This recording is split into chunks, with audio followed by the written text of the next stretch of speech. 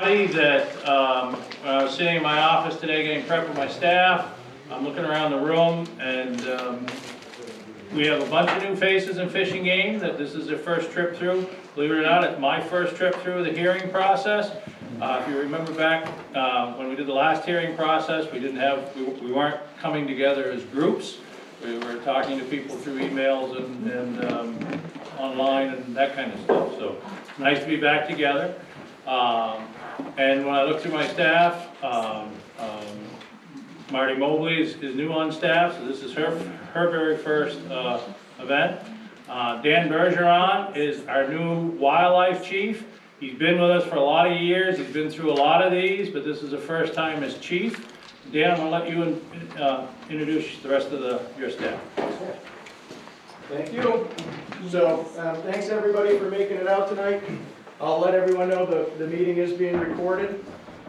So yeah, we do these every 2 years. We readjust our wildlife rules and our hunting seasons.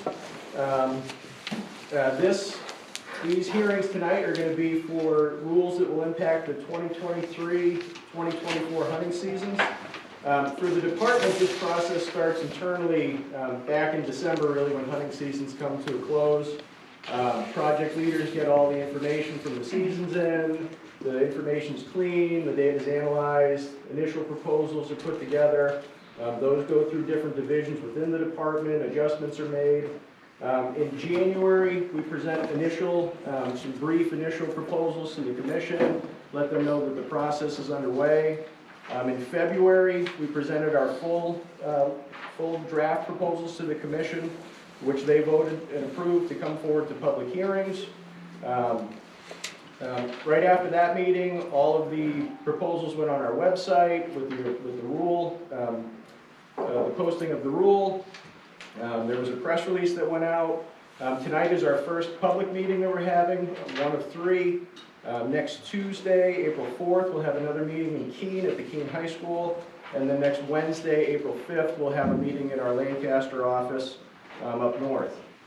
Also, people have the opportunity, for anyone who has another comment after one of these meetings, or for people who can't attend the meeting, written comments are accepted until April 20th. Those can be either emailed in to comments@wildlife.nh.gov, or they can be mailed in to New Hampshire Fish and Game Department, 11 Hazen Drive, Concord, New Hampshire. So our project leaders are going to go over our presentations first, and they'll introduce themselves as they come up. So we'll go through all the different proposals for the different species. At the end of that time, we'll open it up to public comment. We'll ask that people try and keep their comments to 2 minutes. We'll go through everybody. Once everyone has had an opportunity to speak, we will then go back through again, and if people have additional comments, you'll have additional time to do that. We would ask that people come up to the podium to give their comments, state your name and where you're from. Our project leaders and other staff will be taking notes on all the comments so we can incorporate those.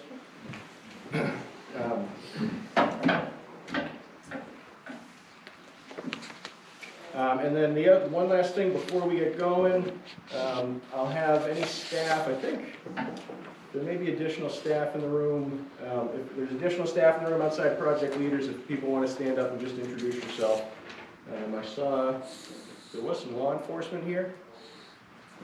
Where did they go? They ran away. They ran away, so there you go. So I may just be our project leader, so with that, I'll pass it off to Andy Timmons. Actually, no. Becky Fuda, who's our deer project leader, she'll start with the deer proposals first.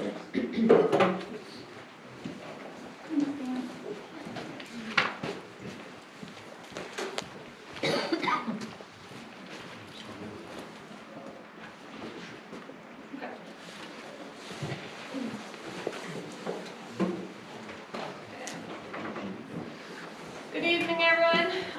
Thank you for your time. Like Dan said, my name's Becky Fuda. I'm the deer project leader. I do have quite a few slides, so I'm going to move through them fairly quickly, hopefully. So for the 2023 2024 general season framework, we're not proposing any major changes there. So the regular firearm season will remain 26 days beginning the second Wednesday in November. With the muzzleloader season, 11 days immediately preceding firearms. Youth weekend, the weekend before muzzleloader. The archery season, 92 days, September 15th through December 15th. And that whole archery season would remain either sex throughout the season and throughout the entire state, so in all the WMUs. And the only exception that we have currently and are proposing to keep is in WMUA, closing that archery and firearm season 1 week early. So the next 20 or so slides all pertain to either sex days during our muzzleloader and firearm seasons. So like I said, archery season is either sex throughout. And just to introduce you to this graph here, the blue line represents the 2-year running average of adult buck harvest. So we use the 2-year running average because it's less sensitive to yearly changes in hunter numbers or hunting conditions. Adult buck harvest is what we use as an index to the population. That red line there is our objective, so that's the objective that was set in our game management plan. And those pink dashed lines represent plus or minus 12.5%. So when that blue dot is within those dashed lines, we consider that management unit to be at objective. And so starting off up north with WMUA, don't currently have any either sex days during muzzleloader or firearm season. Because that unit remains below objective, we're not proposing to add any either sex days at this time. Okay, WMUB, similar situation, remains below objective, doesn't currently have any either sex days during muzzleloader or firearms, and not proposing to add any at this time. Similar situation in C1, currently doesn't have any, still remains below objective, not proposing to add any. C2, similar situation, doesn't currently have any, we're not proposing to add any other sex days for muzzleloader firearms. In D1, that adult buck harvest is now just within that buffer, that 12.5% buffer. So we are proposing to add an either sex day to the firearm season to provide a little bit of opportunity to harvest antlerless deer sort of in the northern part of the state. D2E has had an increasing trend for the last few years. It is now right around objective, and so we're proposing to add an either sex day in this unit as well for the firearm season.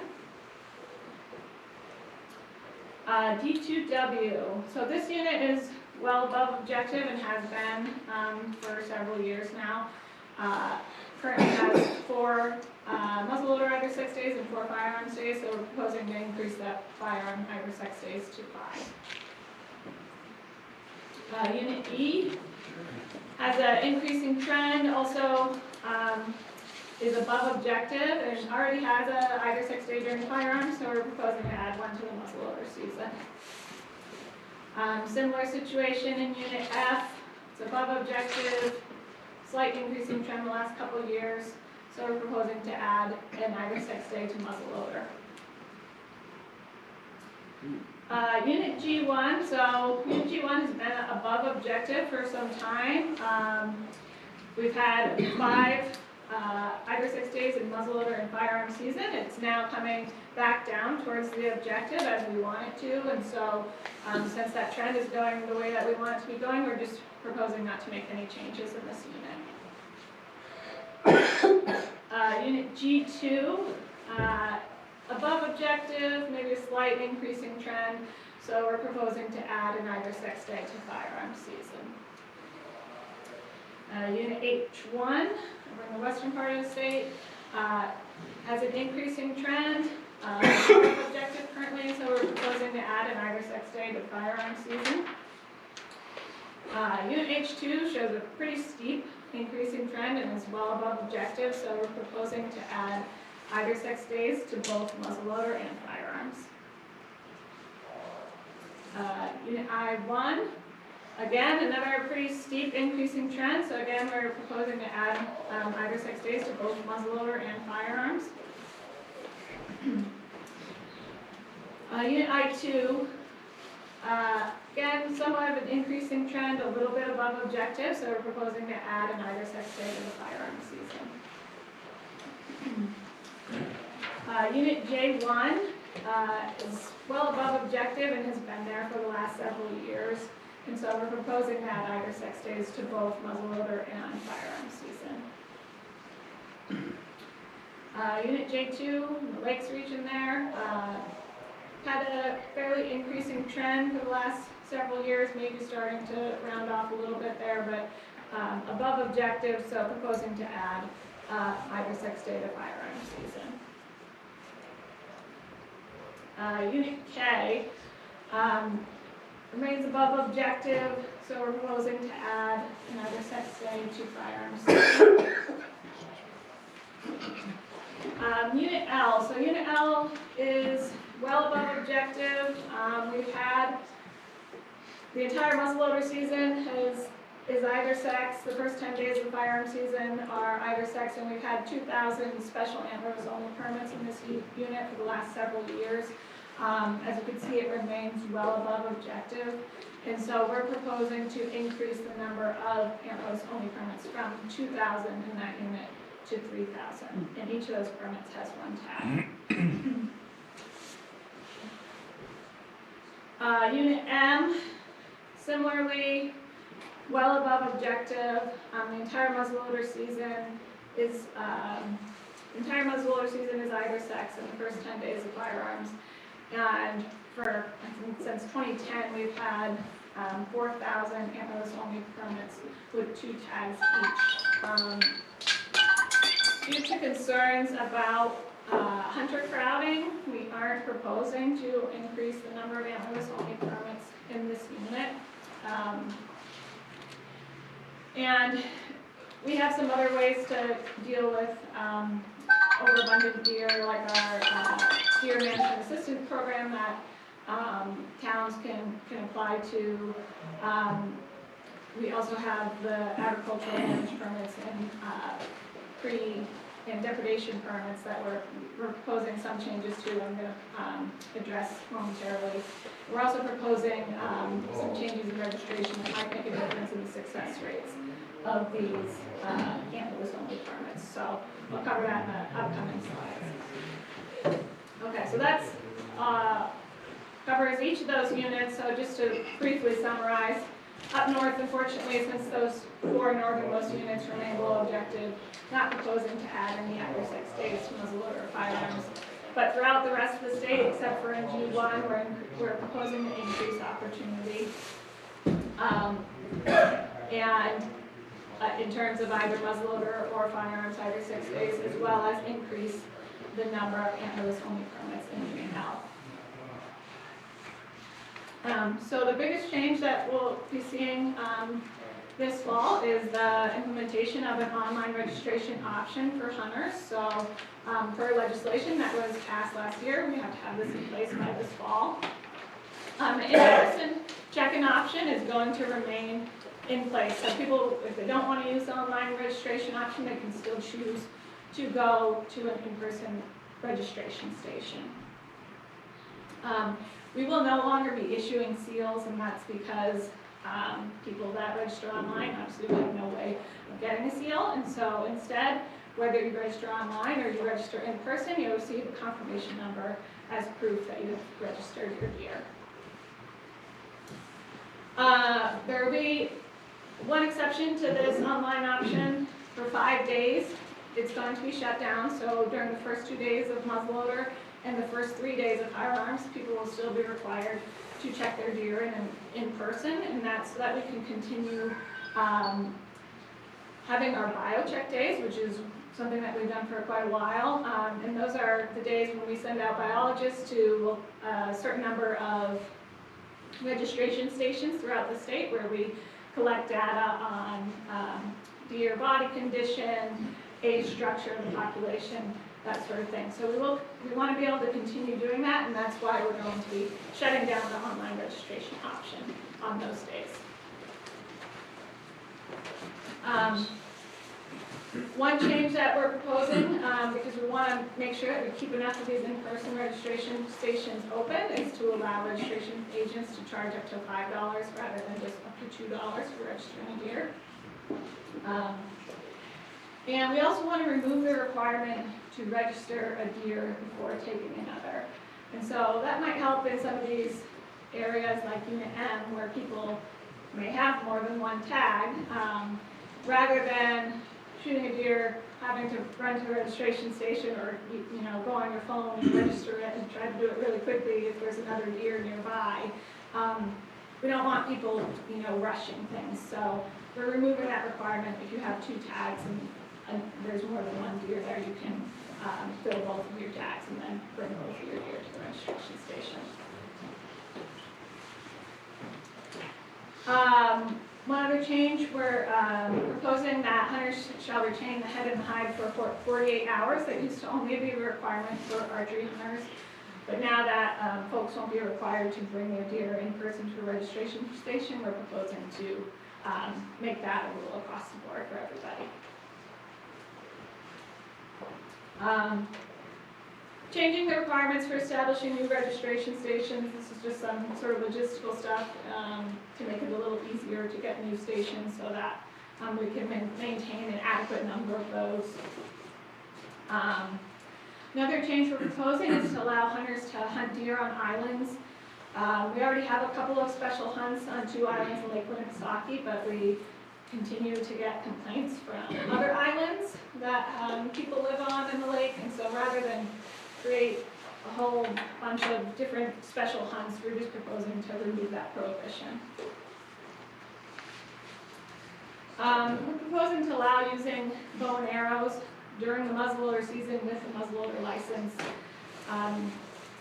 You can already use a crossbow during muzzleloader season with a muzzleloader license, and you can already use a bow and arrow or a crossbow during firearm season. So this is kind of just something to make things consistent across the board and allowing people to use lesser weapons during those seasons with those licenses. Not something that will affect very many hunters, but just wanted to make it more consistent. A couple of changes to our pre-damage permits and depredation permits.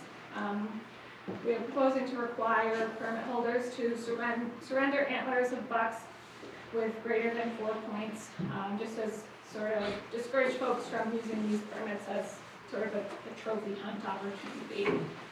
So they'll have to give up the bucks of the antlers of any bucks that were killed that had more than 4 points to the department. And allowing these permit holders to retain any deer that are killed. Previously, they had been required to donate some of them, but allowing them to retain the deer should provide more opportunity for them to get those permits filled. And lastly, just a little logistical item, removing the application period and rule from when we have the lottery for Unit L tags. We'll just annually publicize the deadline. This is just something that gives our licensing department a little bit more flexibility to make sure that they have the staff on hand to take care of that. Okay, and Henry's going to talk about moose.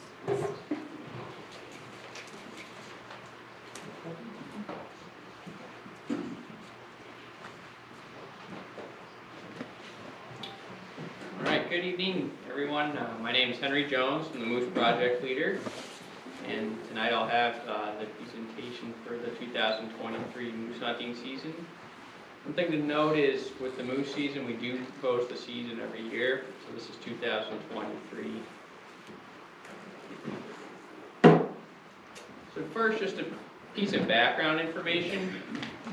Winter ticks continue to be the most impactful factor on the moose population in northern New Hampshire, north of the White Mountains, pretty much north of Route 2, and where 2/3 of the state's moose population occurs.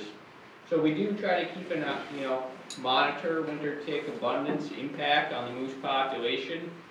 We've had quite a bit of research going on, working into this. I'm not going to get into that so much here tonight, but just a quick update. All harvested moose have to have a winter, that are brought to the registration station, have a winter tick count done on them in 4 parts of the moose. And actually that's parted hair on a moose, and those are the small larval winter ticks that we count there in the fall when they get on moose. And so these are the counts going back since we've been doing these since 2008.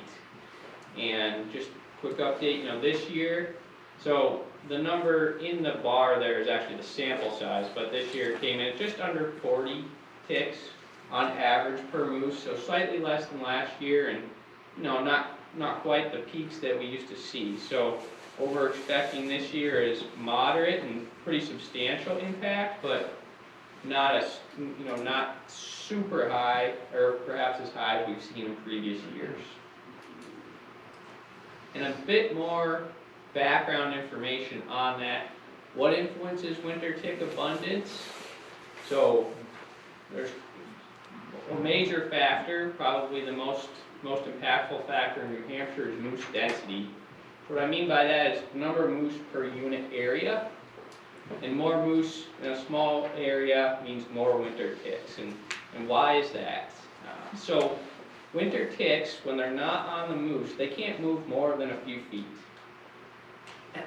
And then winter ticks that do not find a host before fall die. So these winter ticks hatch in the summer, they get up on the vegetation September 1st, and then they can't really move. So, and if winter shows up and they haven't got on a host, they die. So they're dependent on a moose or some other host walking by them to get on them.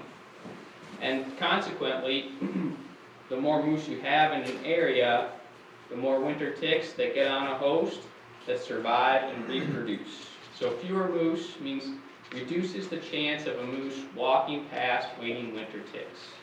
And that means fewer winter ticks will survive the winter and produce more ticks for the next fall. So it's kind of a repeating cycle there. Another major factor that influences winter tick abundance is fall weather. So this relates back to what we just talked about.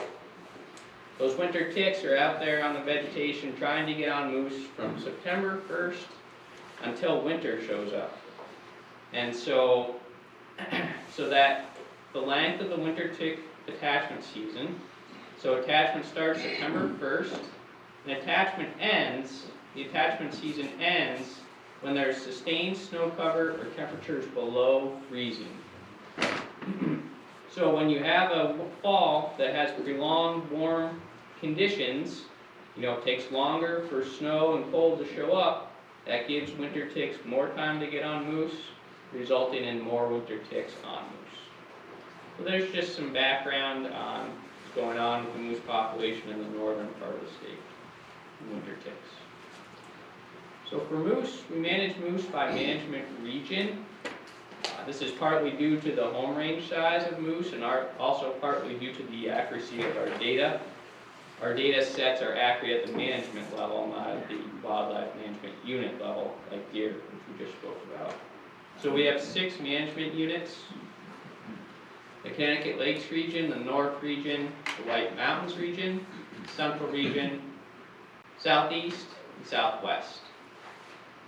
Permit issuance has been suspended in the Central and the Southwest regions since 2021. Right, so next I'm going to go through our proposed permit issuance per management region and just some background on these figures here. So in the upper left, you just kind of have your locus map there. The blue line here, so that's the mean moose density calculated from the deer hunter sighting rate. And that's a 2-year mean to stabilize some variation. The red line there, that's the objective set in our 2016 game management plan. So that's the desired level of moose abundance. The dotted line there is the cutoff level. So that is a moose density where during the 2016 planning process it was decided that if permit issuance, if moose density gets below that level, permit issuance would be suspended until it climbs back above that level. In the upper right-hand corner is the proposed permit issuance for this year in purple or pink, and the permit issuance for the last 2 years there in blue. And I should note, all permits being discussed tonight are either sex permits. So for the Connecticut Lakes region, from last year, moose density dropped a bit from 1.6 to 1.36. Still, density is still above the cutoff level. We're proposing to continue to issue 10 either sex permits. So that's WMUs A1 and A2.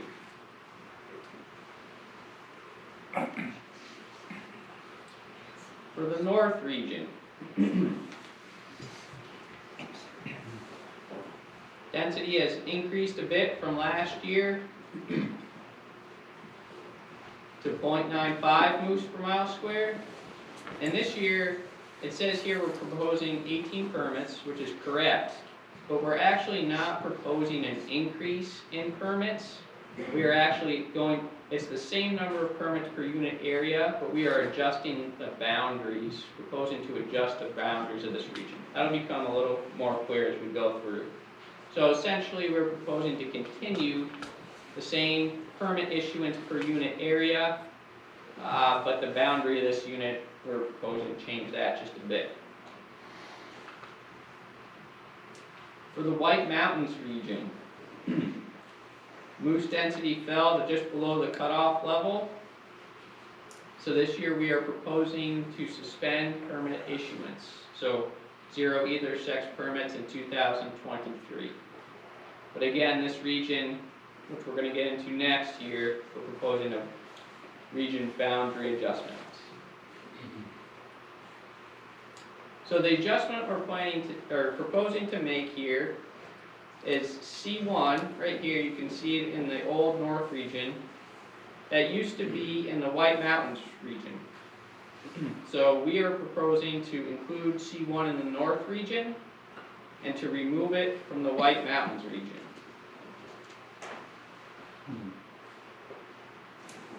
The reason we are proposing to do this is because moose density and some habitat factors that are pretty relatable to moose abundance and habitat are more consistent between C1 in the north region than C1 and the White Mountains region. In other words, based on the data we have, C1 is more similar to the north region than it is to the White Mountains region, and we think it is more the members of the commission or the project leaders rather than to each other, so just an important point.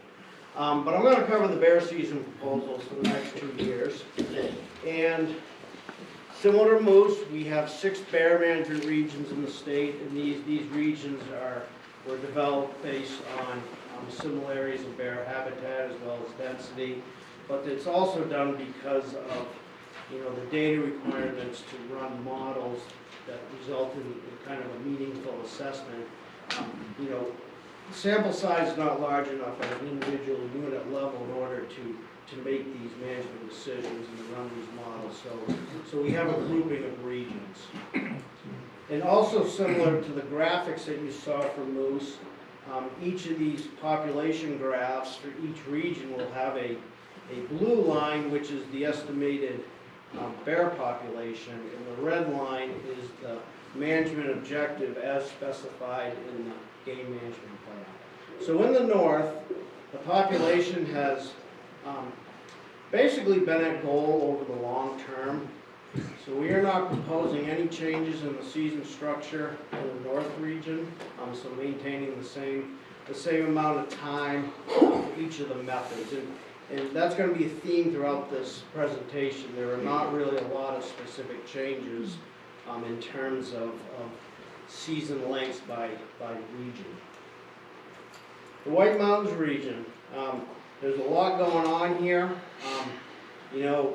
Anytime you're estimating wildlife populations, there's a lot of factors that introduce variability into that estimate. Free-ranging wildlife are not easy to census or count. So as a result, we sometimes get kind of what appear to perhaps be outlying data points.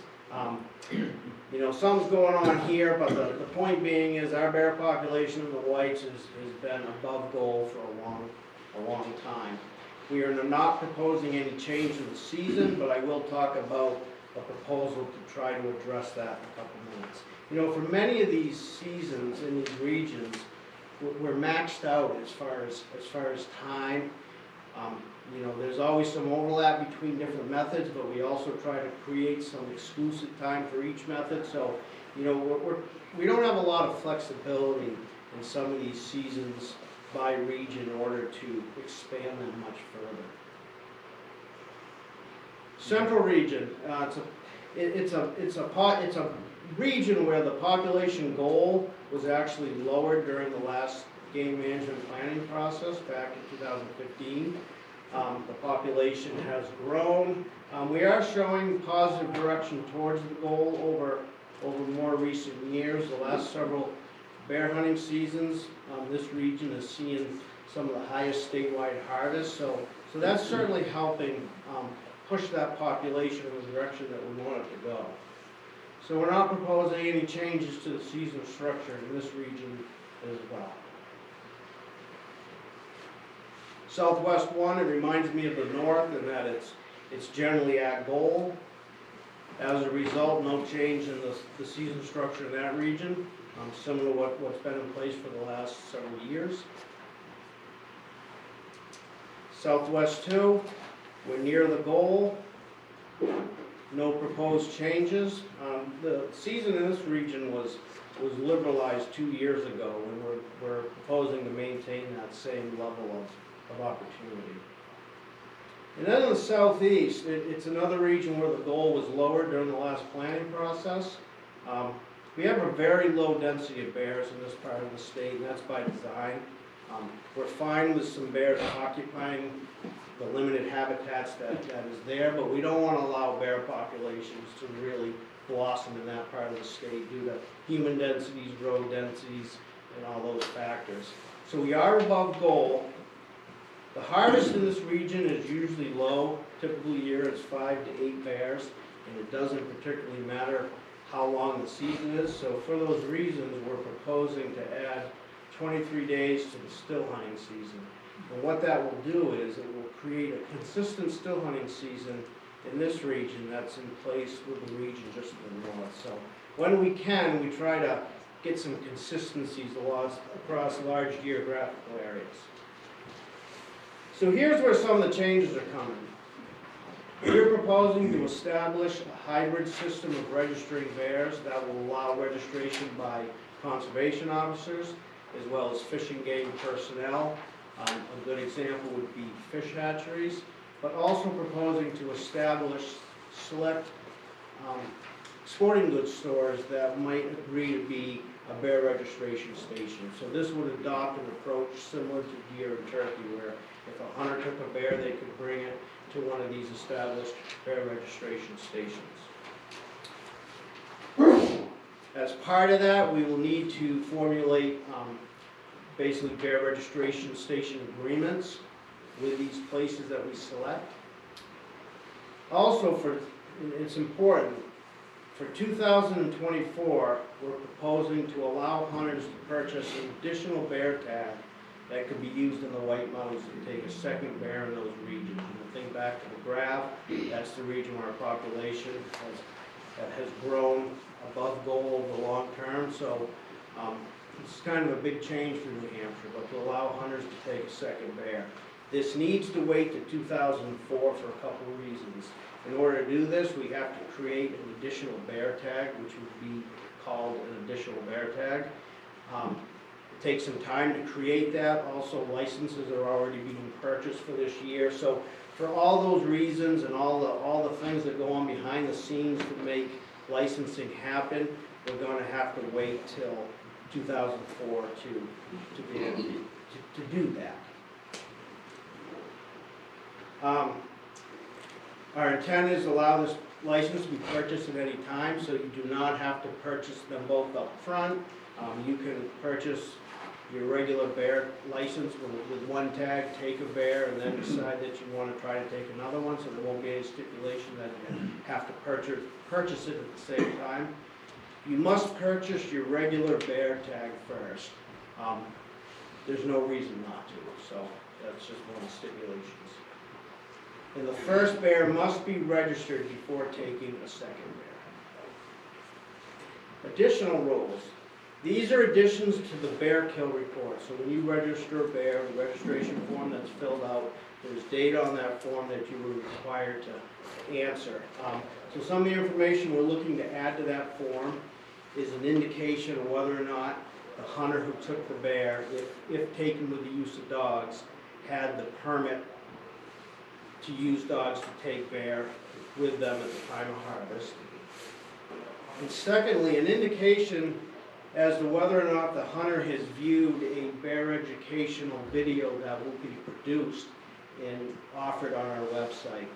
We plan to produce a video this summer to increase education and awareness to a couple aspects of bear hunting. So this video will not be mandatory, but we're going to encourage hunters to watch it. It'll be a short, relatively short video. But in order to try to assign some metrics to the number of people who are watching the video, we're going to ask at the time when the bear was registered whether or not the hunter viewed the video. And also to require that the hunter present the permit to use dogs to take bear at the time of registration. Changes to the bear guide permit process. And these are really housekeeping rules right now. I'm not going to get into the details of it, but there's a deadline on, you first have to have your regular hunting guides license in order to apply for a bear guides license. And right now the timeline on that is very tight, so it creates kind of it puts people in a jam trying to get one before they get the other. So what these three rules essentially do is kind of loosen up the dates to allow more flexibility on the timing of that. I'm now going to move on to turkeys, and I'm covering turkeys for Allison Keating, our turkey biologist. Allison was unable to be here this evening, so I'll cover turkey proposals. And the first point I want to make is any of these proposals, if adopted, that are related to the fall hunting of turkeys, those will go in place this fall 2003. But any of these proposals related to spring hunting of turkeys will not take effect until 2024, because by the time this rulemaking process is completed, that doesn't happen until June, so obviously the spring season will be come and gone by that time. So just a point I want to make. So similar season structure with spring turkey season, May 1 through the 31st. We are proposing to add an additional unit I-1, where you can take a second bird in the spring, and I have a slide in a second that will provide data on that. No change to the youth turkey hunt weekend. That weekend is the weekend preceding the start of the May 1 season. Same fall archery that we've had in place. In fall shotgun, same in most units with the exception of J1. We are proposing to remove fall shotgun from J1. And you'll see why in a second. So this is data for Wildlife Management Unit I-1, and it's the unit we're proposing a second bird in the spring. There are two thresholds in the game management plan related to turkey that have importance that relate to when you can offer more hunting opportunity or more liberalized season. That first threshold is half a bird, a spring kill per square mile of 0.5. So that's that green line right there. When you reach that creates the ability to have a fall shotgun season in the unit.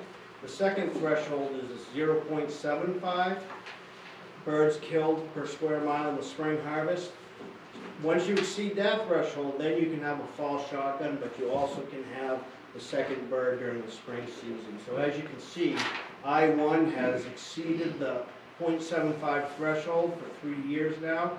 So we think it's time to make that, to offer that availability to a second bird.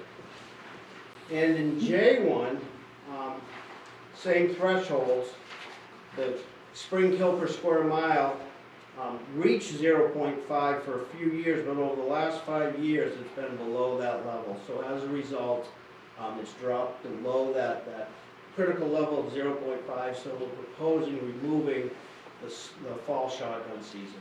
Once this gets back up above 0.5, it would be reinstated. Some additional proposals. Remove the requirement that you have to register a turkey before taking a second turkey, so this is a similar change that Becky mentioned for deer. You can take both turkeys, but then have to register them in regular hours. Prohibit the ability to take a turkey by either reaping or fanning, and I'll get to the definitions in a minute. And similar to deer, online registration for turkey. This has actually been in place for a couple of years now. The only notable change is that we will no longer be issuing leg seals. You will be receiving confirmation numbers similar to the online registration approach for deer. So reaping and fanning, and these are the definitions.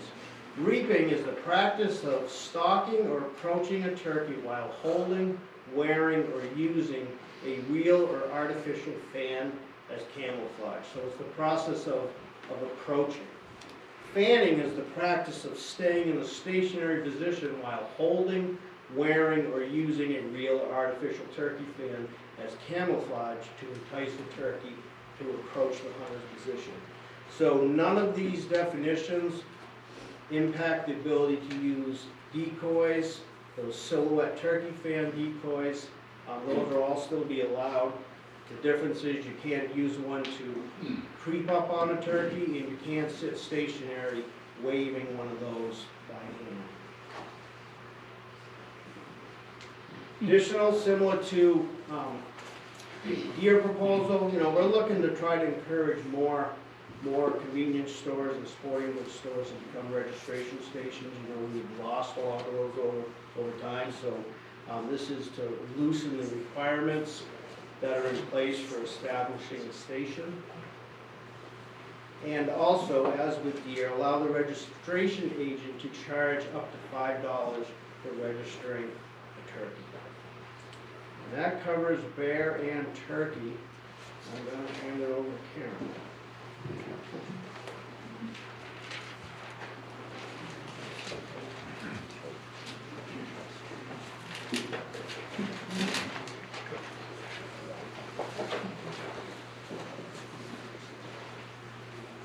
Good evening, everyone. I'm Karen Bordeaux, small game and pheasant project leader.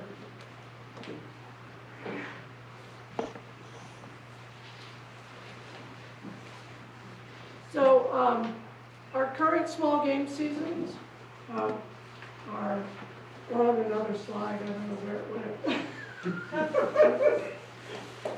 Let's see where it is, Andy, did you take it out? There it is, okay. So these are our current small game seasons, showing the dates, bag limits, and the season limits. And those are all of the small game species. And pheasants, in this past fall, we stocked 10,000 pheasants. Now I'm gonna have to go back to the slide here. So I want to talk about pheasants a little bit. A few years ago, an administrative rule was put into effect to protect our staff during in-season stocking days. So, as you know, October 1 is opening day of pheasants every year, and that moves through the calendar, so it falls on a different day of the week. So in 2023, opening day is Sunday, October 1st. So the pheasant season will be closed. If you slide over to that Thursday and Friday in October, there's 6 days there. So each year that changes as the October 1 date moves through the calendar. This slide is to show you some pheasant trends that have been going on. 3 years ago, we came up with, when we purchase our pheasants, we put it out on a bid, and that bid is good for 3 years with a price for each year. So in 2022, our new bid came in quite a bit higher than what we were previously paying per bird. Went from $11.76 to $13.50. So the number of birds that we can purchase is based on the number that comes in from the license sales. So I wanted to show you this slide that in 2022, we stopped 10,000 because of that increase in the price of the bird. So as we go through 2023, we are proposing 10,000, 2024, just to keep it consistent with the price of the bird going up a few cents each year.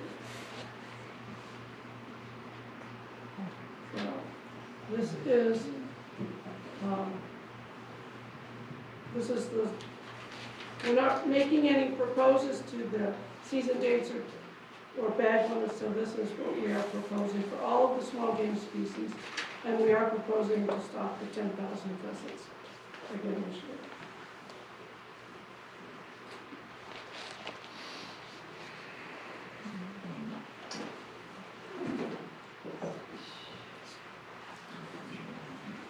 Good evening, everybody. My name is Patrick Tate. I'm the fur bearer project leader. I'll be presenting our fur bearer proposals.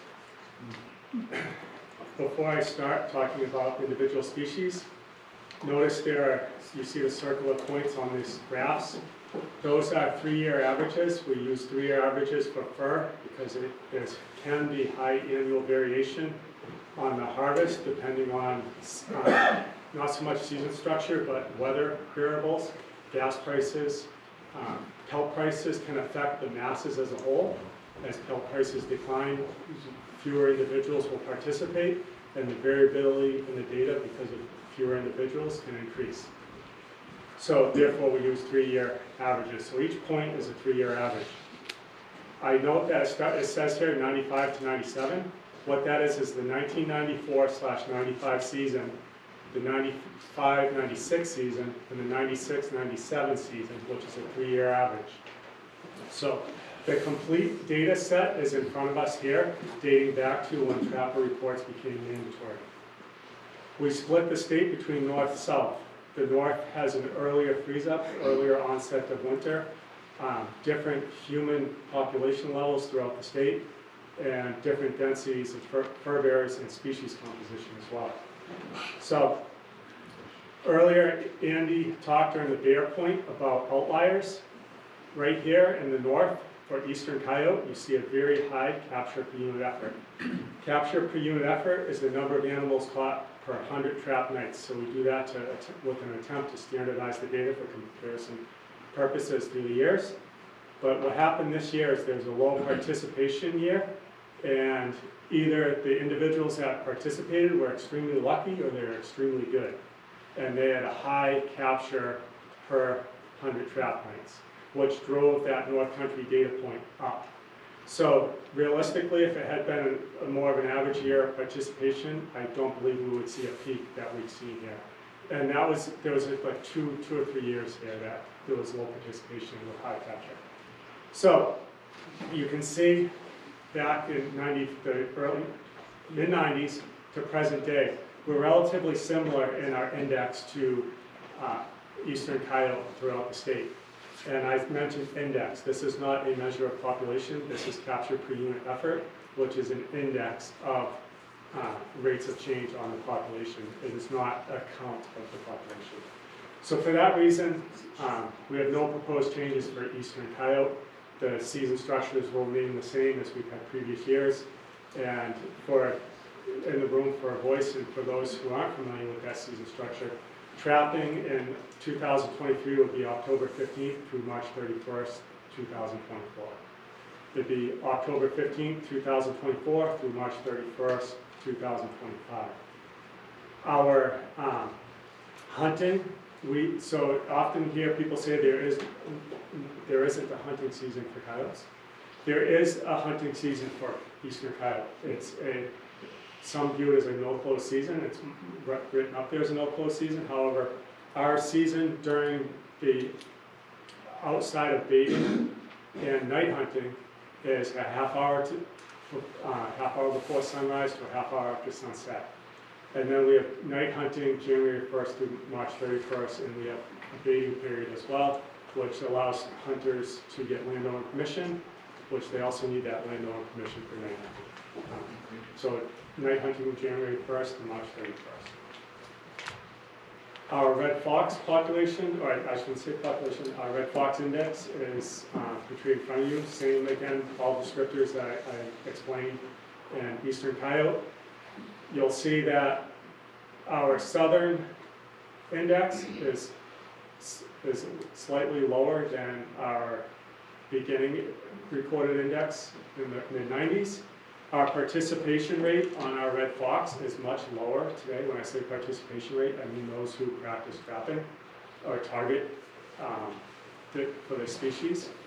So I'll point out license sales remain consistent, but people going on the landscape and using those licenses is less for various reasons. So given our current activity rate on this species, there's very low inputs to the take of this species, which, as I said earlier, can cause variation in the data. So there are no proposed changes on red fox harvest. The trapping would be October 15th, 2023 through December 31st, 2024. October 15th, 2024 to December 31st, 2025.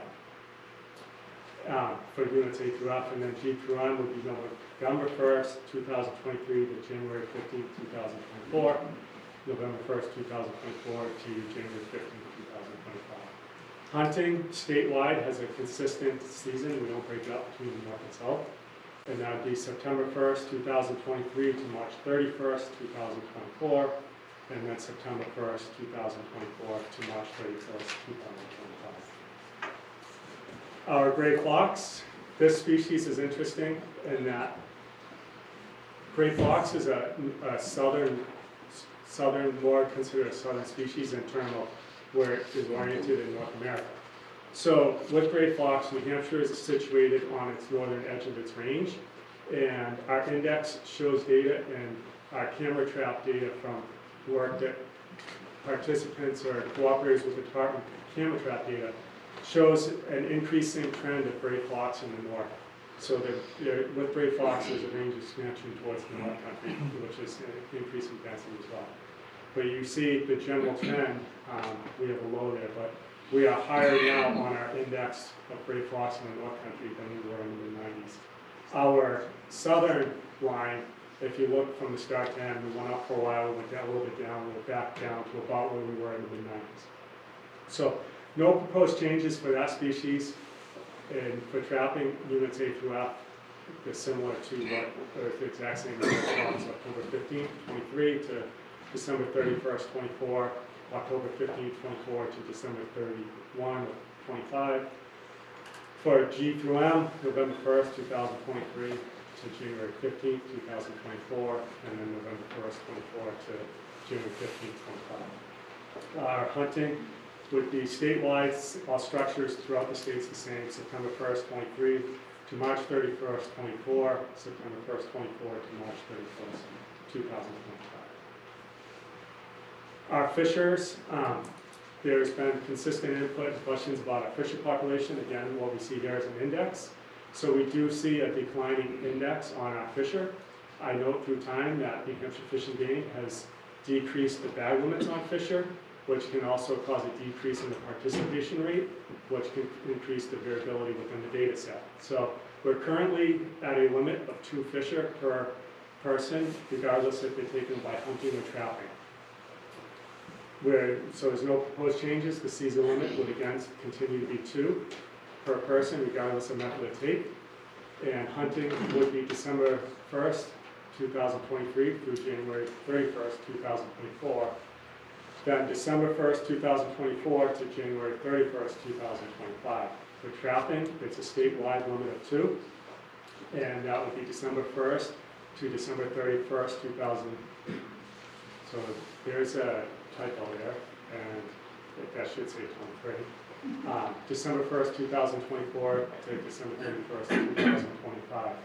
So it's a 1-month trapping season. We've had questions from corporations that provide wildlife control operator training and have asked how to become a department-approved course, which currently there isn't a method to become a department-approved course because there isn't a rule allowing the department to do that. In order to have a rule, we have to go to public hearing and get input from people that have interest in this subject matter, and I say, or those who show up at the public hearing. You don't have to have interest, you have to show up at the public hearing. So with that, we have a proposal that would allow a person to become a level 2 wildlife control operator if they've completed a department-approved course. That would be the new line, which you see there in black. Be certified by the National Wildlife Control Operators Association or held a previous level 2 wildlife control operator's license. So the only addition here would be the department-approved course. I want to make sure that's clear. Currently, our rule allows a person to be certified by the National Wildlife Control Operators Association to get our license. Now, to have the department-approved course language, there's some other language we have to do as well. In order for purchasing a license, there's another line for rule, which reads up there, proof that the requirements of FIS 305B, in which, so I see here, and that's the so this is 305. The B portion is what outlines the what the course has to have in it. So 30807, proof that the requirements of FIS 30805B have been met shall include a certificate or letter from NUCOLA, the National Wildlife Control Operators Association, a certificate or letter from any state, province, or organization conducting a similar course stating that the individual has completed the course, or a certificate of completion from a department-approved course. So this is a proposal. In other words, if there's the support goes through that we have the department-approved course, this language would be in. Now, there's, I talked what I consider at length about our data on certain species. Because of questioning of the data on our fur bearing monitoring efforts over the years, we have instituted a spring turkey hunter survey, and that is a secondary index to our capture per unit effort data that I pointed out there. We have instituted a fall archery hunter survey for the same purposes. We contracted with UNH, that's University of New Hampshire, for a camera trap modeling study that is ongoing. That began in 2021 and will be ongoing to roughly 2026. That work is to get a secondary means to index our fur bear numbers, and it is also a means to add some credibility and shore up our trust in our capture per unit effort data. With questions what may be going on with the certain fur bear populations, particularly fisher and gray fox, New Hampshire Fish and Game did some rodenticide and canine temper testing in 2019 and 2020. And New Hampshire Fish and Game currently is in discussion with the University of New Hampshire regarding a cause-specific fisher mortality study. And what that means is a number of fisher radio collared, their life is tracked in terms of on a daily basis to check or monitor their health, meaning are they alive, and record a data point on the landscape where they are. Those collars, if and when they are deployed, will have a feature on them that's called a mortality signal. And within a certain number of hours of not moving, it will activate the mortality signal, which will be transferred now through all the technology we have in the world, satellite or cellular, depending what, if we're able to do this, which I really hope we are, meaning that we approve it through the department. This mortality signal will be displayed at a computer at UNH. A student will be able to go out there, recover the carcass right away, and then with UNH, the veterinary diagnostic lab, determine the cause of death on that animal, which could be predation, it could be unintended poisoning, it could be natural age. So there's a number of variables, and that's what the term cause-specific means, what caused that animal's death. So with that is the end. I think I'm handing it off to Dan Bergeron, and I'm handing it off to Andy. Dan, if you don't mind, if I could point out to the crowd, when you guys are talking, as Andy said earlier, comments are not to each other. We have a diverse number of beliefs in the room, or opinions, or ways things like to be. Comments are directed towards staff and the commission. All right, thank you, everybody. So yeah, we'll open it up to public comment now. Again, we're gonna keep it to 2 minutes per person. We'll try and get through everybody that has a comment, and then if there's additional comments after that, somebody can come back up again.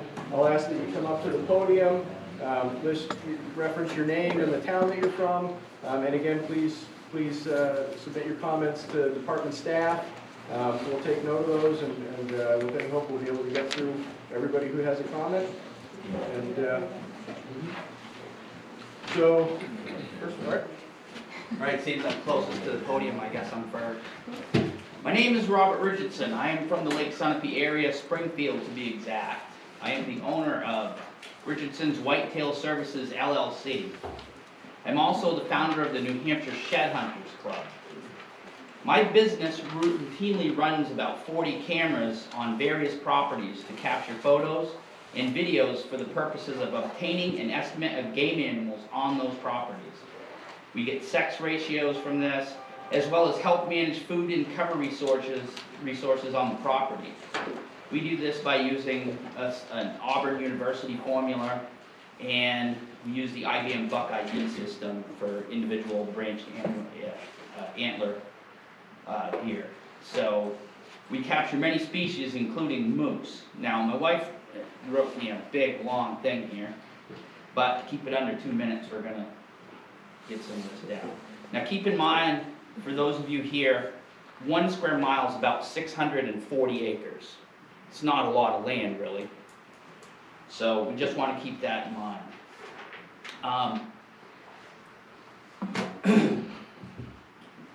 Let's see. What we propose for the moose, we believe that the New Hampshire moose would be far better served if they were managed by WMU like turkeys are, instead of a big belt that runs across. Because as we know, the western half of the state is very different than the eastern half of the state when you look at that central area. I'm from an area that has WMUs that all pretty much touch right there. Grafton is an area that we do a lot of these camera studies on. And what we're seeing is we're seeing a huge amount of bull moose. Not as many cows, but we're seeing a ton of bulls. Last year during archery season, we were having issues coming out of the woods after dark and not getting run over by bulls who were actually fighting in combat over cows in that October region. So what we'd like to do is we'd like to split it down the middle from I-93 and break that into 2 pieces. That would make more sense. I'm not sure what the population is on the eastern half, but on the western half, we're running enough cameras, we're seeing enough of these animals to know that there's a lot. Okay, thank you. Thank you very much.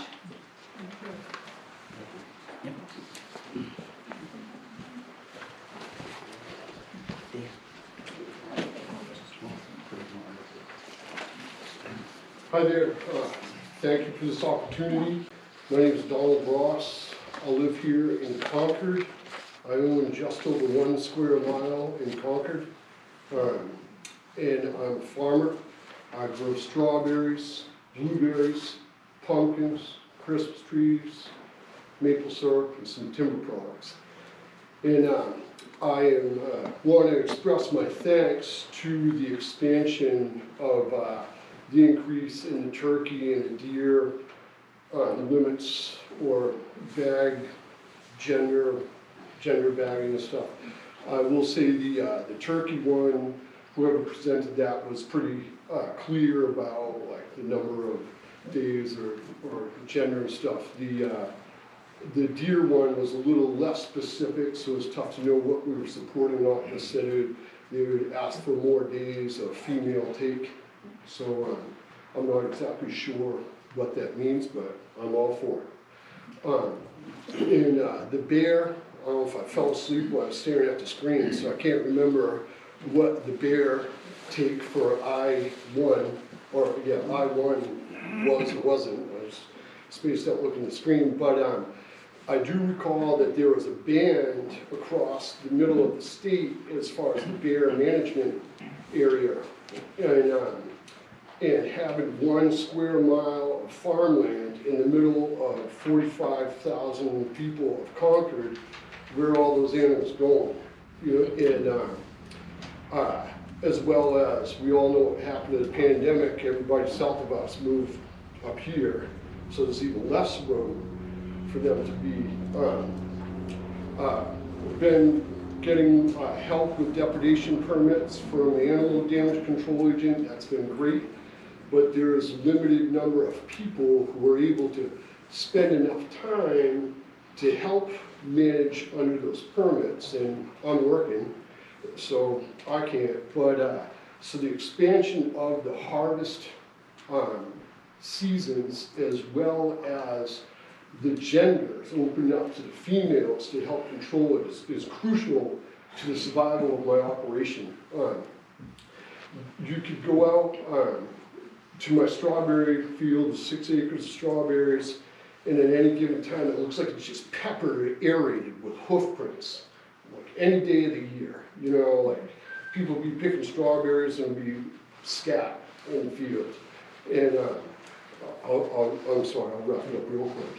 I'll do my best. But that we're able to help some of the deer, but the bear, people will be in 1 2-acre section, and there will be a bear eating strawberries 2 acres away. Last year, I shot a bear right in front of 50 people. They said, good for you. You know, like, it's getting out of control. You know, again, I'm a local farmer. I grow berries to help feed the community, provide an opportunity for the public to come and enjoy.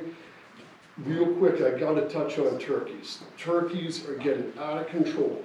Although the turkeys do not eat my strawberry plants, what they do is they scratch the straw off the hills, and thus exposing the roots in the soil. And if a berry lands on the soil, it's going to rot.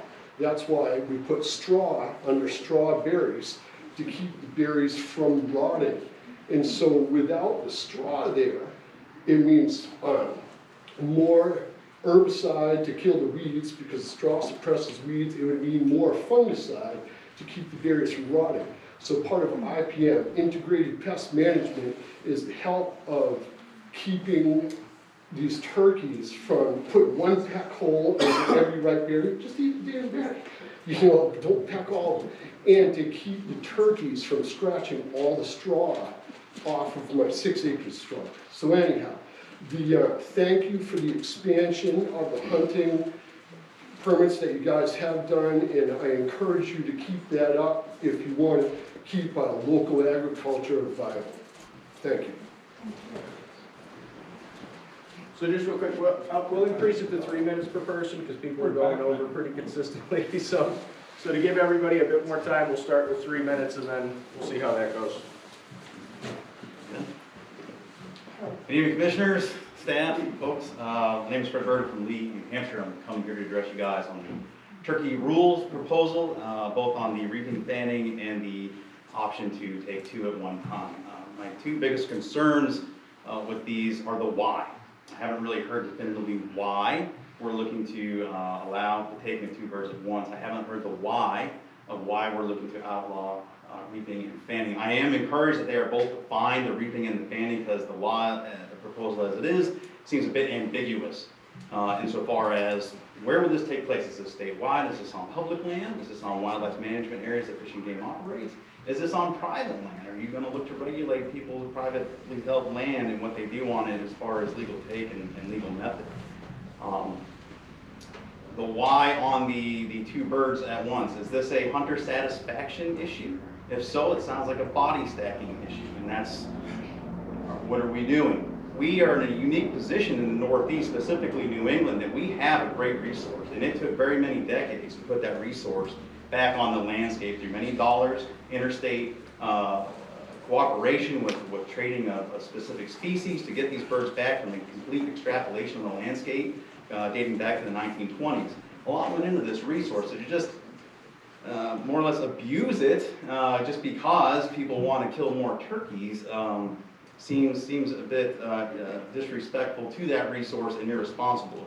Our neighbors to the east a couple years ago just went cow and opened up their fall, so I think we got a good data set in cooperation with IFNW in Maine to see what that's going to do on the landscape as far as turkey recruitment goes. Everything on the landscape wants to kill and eat turkeys. So from weather to fur bearers, nest predation, and then hunters on the landscape, and then vehicles. So the turkeys are under a lot of pressure, and it's amazing that they recruit as many as they do, where 20% of hens recruit turkeys for the next year, and dominant farms are doing most of the breeding amongst these hens. So it's really a miracle of life that we have in the way we breed. If this is an issue with the reaping of safety and a knee-jerk reaction, I would let you know that your own data, I think, goes back many years, and the last incident of turkey hunting, that there was an accident, I think it was 2017, and it was an archer that stuck himself with his own arrow. So when it comes to reaping, I think this is more of an educational issue, and we should look at educating our population, our licensed turkey hunters. When we release hunters onto the landscape, when we license them, we assume they're up to snuff. They go through a protocol of basic hunter education that's been combined with archery education, right? So we are blessing them to go on the landscape and do this. If that's in question, we need to look at our education and reevaluate that and add more education to let people know that, you know, this is how you do this. I have more to say, but thank you for your time. Thank you.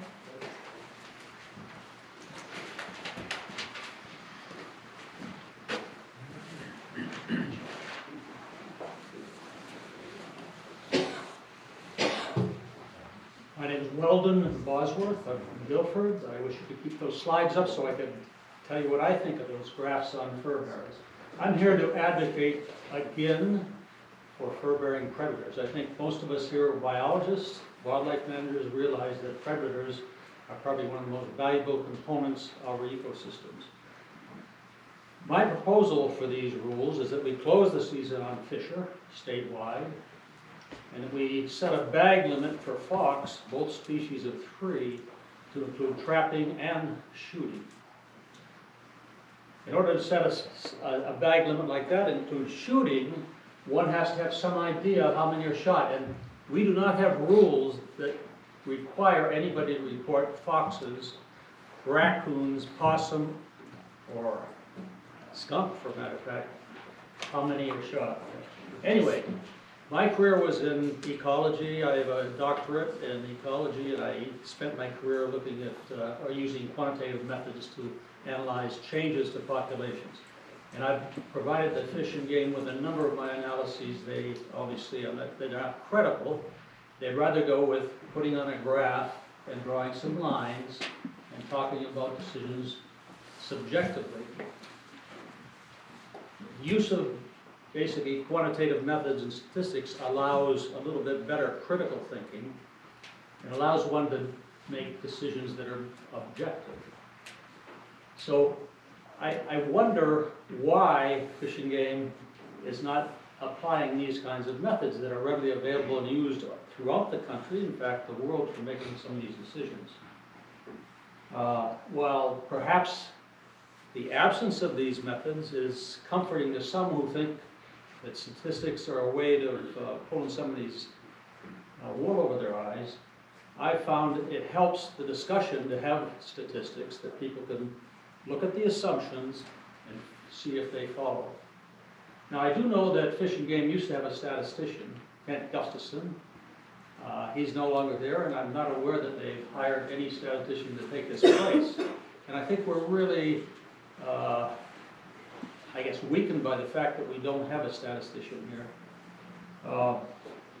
I would like to propose, and the New Hampshire Wildlife Coalition has thought about this a while, we've raised money that we will donate to Fish and Game if they will agree to hire an independent wildlife biologist to work with Mr. Tate and myself, and perhaps others, and actually look at these data to see if we have shed a little bit of light on it. You'll note that the graphs that Mr. Tate was showing there had 2 components to it. It had a southern proportion and a northern proportion. We make fur bearer rules based on the whole state, so I'm not sure why that happens. But each of the southern component is basically in decline, 50 to 67%, the CPUs. That's how much it's declining. I see, I'll be right down in a second. So if you were a quantitative biologist, you'd actually draw a line through that and see that we're got a decline. And that's what I recommend. Either that or separate the state into 2 units and make rules for the southern and the northern separately. Thank you very much for your time. I know it's a long day.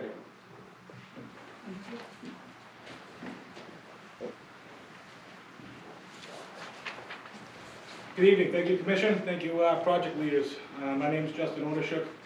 I live in Hooksett, New Hampshire, but I also frequent Zone A and B quite a bit. That's where I hunt. I'm a licensed trapper and a commercial fisherman for New Hampshire. My question is to project leader, I forget your name dear on the whitetails. In regards to Zone A, with no neither sex days, you're already taking away time from us with archery up there. We're losing a week. We're losing a week up there for gun hunting, firearm. We're out of the woods for another week. And muzzleloader, we don't have either sex days up there either. So I'm with the numbers and the science if you think it works, but my issue is if we see this blue line continuing to go and increase up there and we're killing all these rack bucks, can I get an answer why that prescription of killing rack bucks is gonna get us to where your objective is? That would be my question. Thank you.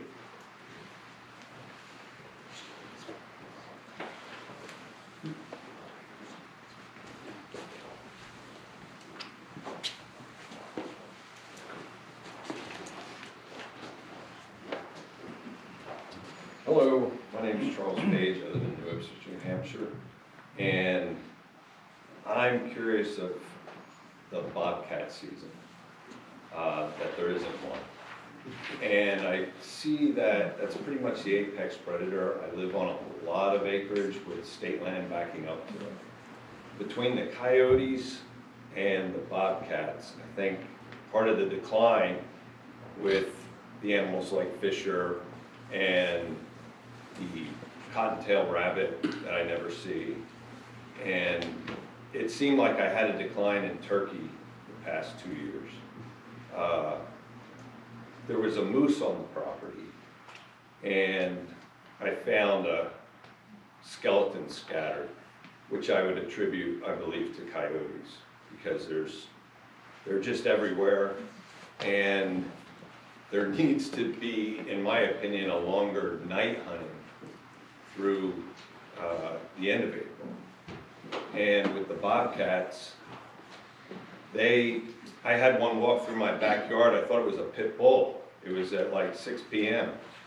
And I have a cat and a dog, and I have a young daughter, and the dog will protect his territory somewhat. But I had 2 coyotes trying to hunt my property one night. And anyway, if we can do more to trap and hunt the coyotes and get a bobcat season open, I think that would encourage a lot of the other species. It's about balance. It's not about this one individual animal that's thriving in the state. You know, there's been more attacks out in California when they closed their season. There's more attacks here. And just nature is a lot more ruthless and merciless than the humans who manage it. And it has to be managed. So I would really take a big interest in getting a bobcat season open. Even if it's for one day, one bobcat, and you know, whatever works. But they are very, very proliferate in this area, where I am anyway. So I just don't want, my daughter's always concerned about losing the cat, and you know, it is what it is, but I would really like to see the bobcat season open. I know that wasn't up for debate tonight, but it is a problem.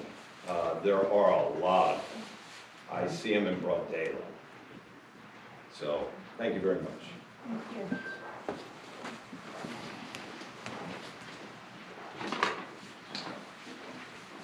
I came here prepared to talk about, my name is Micaiah, I'm in Tilton, and I came here to talk about coyotes specifically. I was going to talk about how coyotes have something that we call the compensatory reproductive response, which is when you increase hunting pressure on coyotes, they actually will increase the reproductive rate. So you wind up with more coyotes than you had than when you started increasing your hunting pressure. So if you're seeing coyotes in broad daylight, the last thing you want to do is increase your hunting pressure. And it's way more complicated than that, but that's just the gist. And this is very brief here, but if you're worried about your if you're worried about your cat getting killed by a coyote, keep your cat inside. But anyway, I don't need to talk about, to you guys, I don't need to talk about coyote biology. I don't need to talk about fur bearer science. You guys are experts at this kind of thing. I shouldn't have to tell you. So that's not the argument I'm making. The argument I'm making is that we need to stop focusing on just the people in this situation. It's not about hunter satisfaction. It's about, we have our roads, we have our houses, we have the machines everywhere. This world has become an incredibly human-centered world. And this idea that we need to scrape by as many licenses as we need to make as much, this idea that we need to try to justify killing animals. We need to sell as many licenses as we can. I'm trying not to get especially worked up here. But you'll notice on the graphs with the fur bearer populations, the objective was actually lowered in some cases, and I can't specify exactly because I don't remember. But the objective shouldn't be lowered. We shouldn't be dropping the bar lower because populations are declining. What we need to do is we need to try to find a way to increase the population. And that goes, somebody suggested that we make it so that coyote night hunting increases, like that we have extra time to hunt coyotes at night. That's ridiculous. That's not scientific. That's not ethical. That's trying to justify as many dead coyotes as you can possibly justify. And I understand that maybe some people have had very understandable concerns regarding maybe some discomfort around predators. That's natural. Humans evolved as a prey animal. It's totally normal. And it's also totally normal to feel some competition towards predators. We both take deer. Coyotes don't take a lot of deer, but that's totally the point. We're sharing a resource with them, and a lot of that resource is space, and it's natural to feel a little bit competitive. But I don't think our goal here should be. I think our mindset is wrong. That's really all I have to say. I think our attitude needs to change. I think we need to have more respect for the environment, more respect for the animals we share this planet with, because none of us. Okay. None of us would be here without every other species on this planet. It's so much more intricate than I think any of you are willing to admit. It's not about the people. It's about all of us. It's about. Anyway, thank you for listening to me talk. I really appreciate it. I know you care about New England. I know you care about our animals. I know you care about its ecology. I know that, because otherwise you wouldn't have this job. So thank you for hearing me out, and I hope I did something here. I appreciate it. Thank you. Take care. Thank you. Good evening.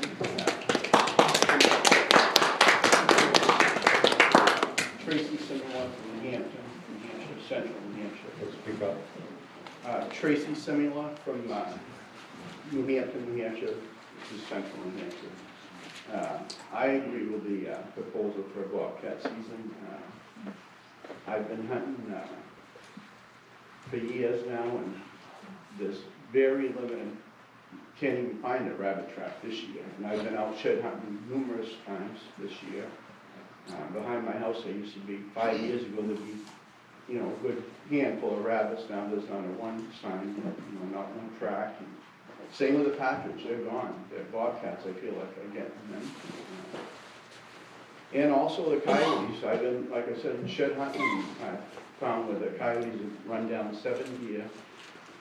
And I've probably been out, I would say 15 to 20 times maybe, looking for antlers. And I only go 2 or 3 hours each time.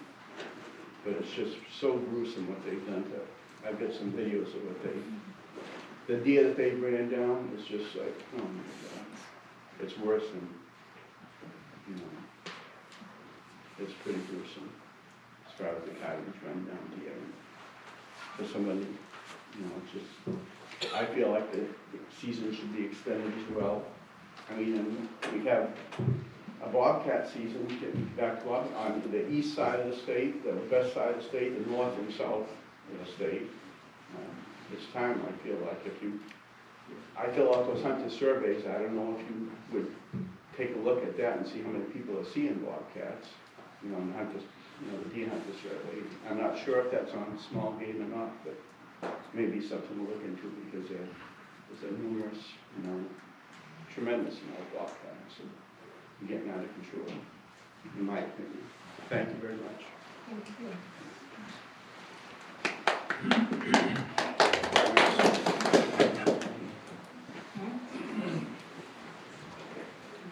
How you doing? I'm Buck Mercier. I'm here, I represent Pointers Fish and Game, about 400 members.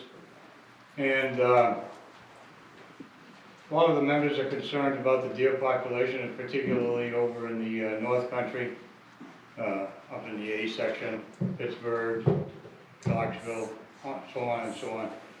They'd like to see, an increase of animals there, so I have seen a buck law there that we had for a while, and it was working, and then all of a sudden they stopped it.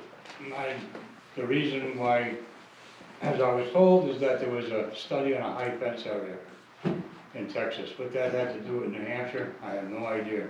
But I'd like to see a 3-point on one side buck law up in the North Country. I know that I've spoken to the head of wildlife about it, but to me, if you don't try it, you won't know. And, a good 5-year period, I think, would be great. And I think that would bring that pristine to the North Country again, as it used to be years ago. Number 2, I'd like to agree with these people about bobcat. I think most of you know that I travel with kids all over the state to visit with their parents. And I've been spending a lot of time Danbury, Grafton, over in Hillsborough. I don't know, I've been seeing cats everywhere. And I'm not talking about in the early morning or the late evening. I'm talking about 10, 12, 2 o'clock in the afternoon. At a meeting that I was here several months ago, I had at that time seen 11 during the period that I was driving around. That now has increased to 23, along with the 11, of course. And there's plenty of animals out there to have a season. And over in Hillsborough, the same way. I mean, I've been seeing cats over there. I've been seeing cats over in Lineborough. I mean, everywhere. And so it's, I think it's warranted now that we have a special hearing on having a bobcat season introduced to our state.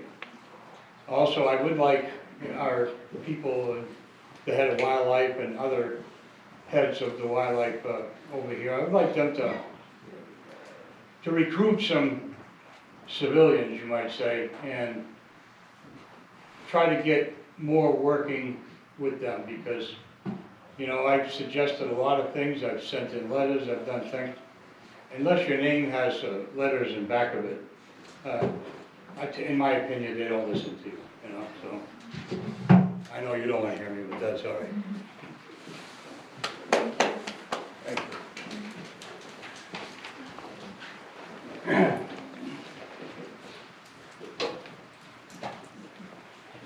Commission, Fish and Game, My name is Jesse Frazier. I'm representing Critter Control in New Hampshire. My wife and I own the business, lifelong New Hampshire residents. I'm not going to talk about Bobcat, just so everybody knows. Pat Tate, thank you for everything that you do for us, as well as Linda Burville and everybody else over there. Just like to talk about some of the proposed changes as far as what we're looking at for the proposed things for education. I feel that what New Hampshire offers for wildlife control operators is good, but I think it could be better. I think having a 6-hour course should be longer than that for bringing wildlife control people into the fold, so to speak, bringing them into the industry. We do a lot of the behind the scenes stuff as far as trapping nuisance animals. There's a lot of regulations that I think are kind of not looked at as far as what we do on a daily basis. I would actually care for more oversight on us. I'm also the Eastern rep for NACOA, which is the National Wildlife Control Operators Association. I would like to see more involvement with NACOA, as well as the state of New Hampshire. I know there's some proposed kind of dialogue as far as maybe outsourcing some of what New Hampshire does for education. I would like to see that brought more in-house. I would love to see the state of New Hampshire kind of step things up, maybe even working with CEUs. I like what the Department of Agriculture does with the pesticide division. I know nobody likes to be compared to their older brother, but that's what they do.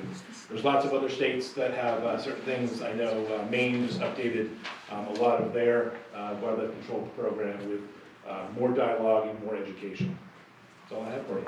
Thank you, guys.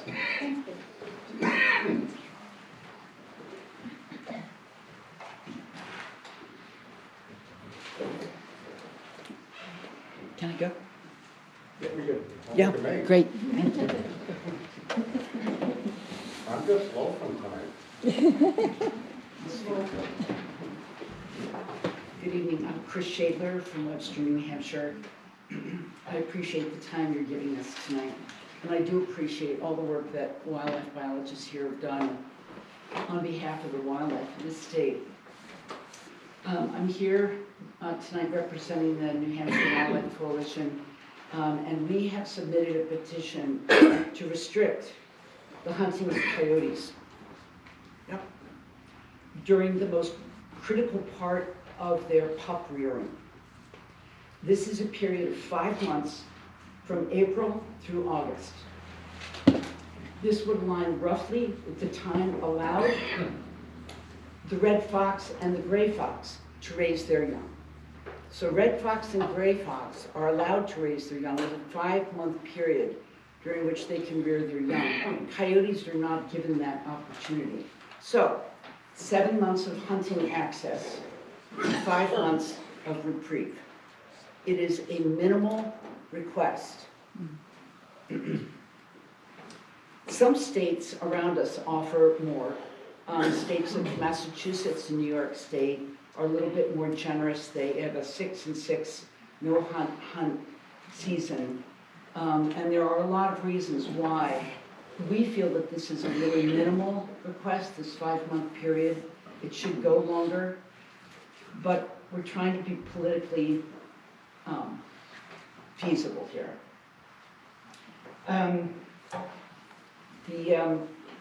The petition supports this reprieve for many reasons and makes the case that nurtured coyote pups are far less likely to become nuisance animals. There's a lot of research to back this up. At the same time, a no-hunt season can prevent parental death, which leaves pups to starve. Surely, we don't want to think about pups starving. I don't think. The eastern, am I done? Oh, the eastern coyote, a top predator in the Northeast, plays a valuable role in the health of our ecosystem and in helping slow the onset of Lyme and babesiosis. We hope that you will regard our petition with a view to weigh the contributions of this species against the myths and pressures that have so heavily influenced management decisions on this creature. Thanks for your time.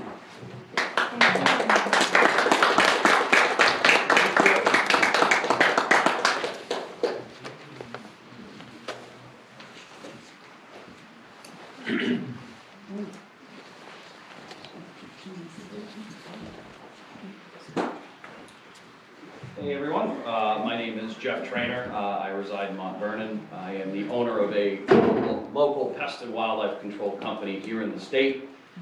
And I just wanted to briefly touch on some of the proposals for the wildlife control operator certifications. I can certainly understand the department's intent to streamline the certification process for WCOs, make it easier for WCOs to be certified more quickly, but doing what's convenient isn't necessarily always what's doing right. What you guys have witnessed here tonight is that New Hampshire's citizens are very passionate about their wildlife. And for you guys managing that or holding the regulatory authority on that, I think it's important that we ensure that people that are handling wildlife conflict issues are doing so in a responsible manner. If the department is so inclined to adjust verbiage on what constitutes department-approved course, I would implore the department to look inward with building an approved course rather than seek outside third-party programs.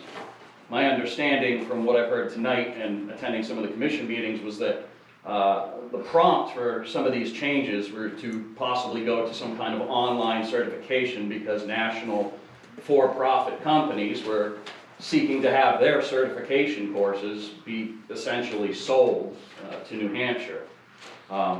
And again, while I understand streamlining in the new age is important, I also think it's important that national pest companies putting lethal traps on the ground should be properly educated on how to do that outside of simply just taking an online course and never setting foot in this building.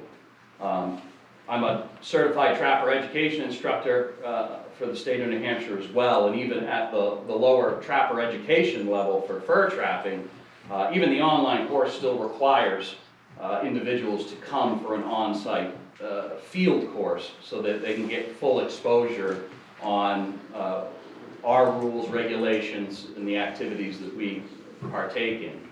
On a wildlife control standpoint, again, I think it's important for everyone to be well educated in not just how to handle traps, but also non-lethal alternatives, ways to deal with wildlife conflicts specific to New Hampshire.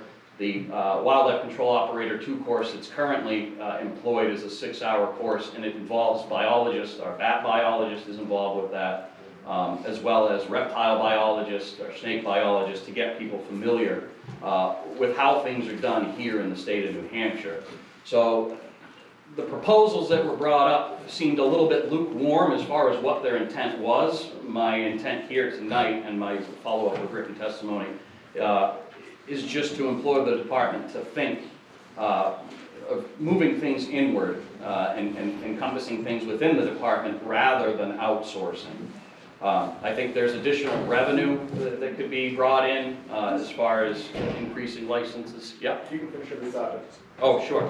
I just think that there's increased revenue that the department could be attaining by having a more robust in-house wildlife control force. So with that, I appreciate it. Thank you.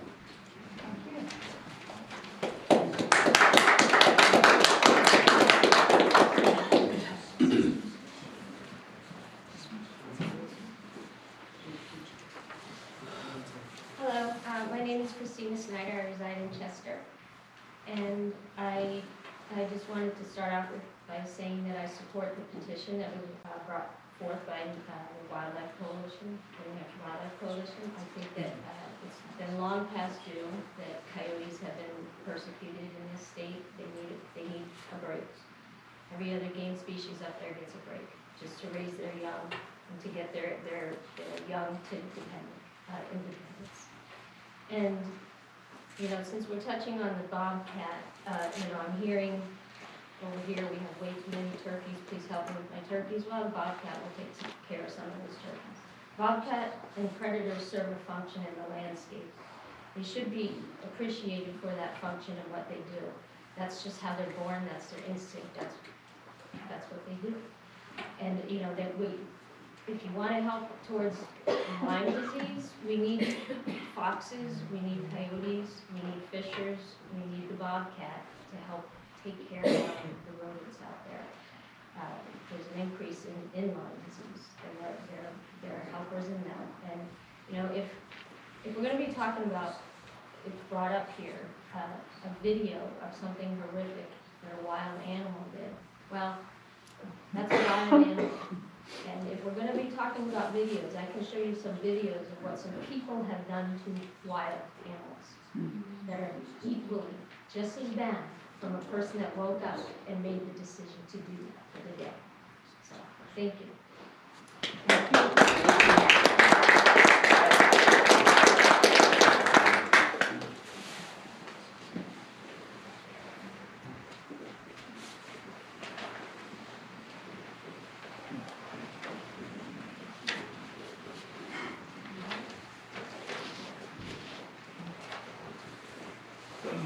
Coach Jim. Hello, my name is Jim Morse, Morse Sporting Goods, and I'm also speaking on behalf of the New Hampshire Wildlife Federation. A couple of questions. I think Brett Berg brought up one on the reaping, fanning. I just didn't know where that came from, and I'd be interested to find out if we had any issues on any infractions or something like that. On the second question I have is more on the agent side of things, on licensing. It's come to my attention, and it's not legal or not allowed for me to print somebody's license at my shop if they didn't purchase it from me at my store.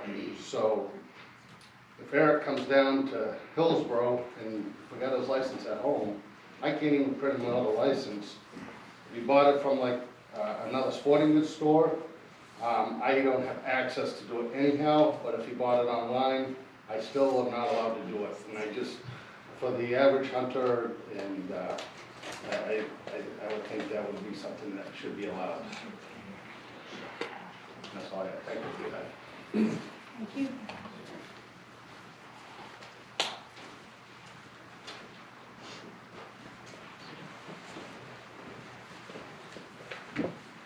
My name is Ryan Silberth. I'm from Canaan, New Hampshire. A little bit of background on me. I've been hunting ever since I could basically walk.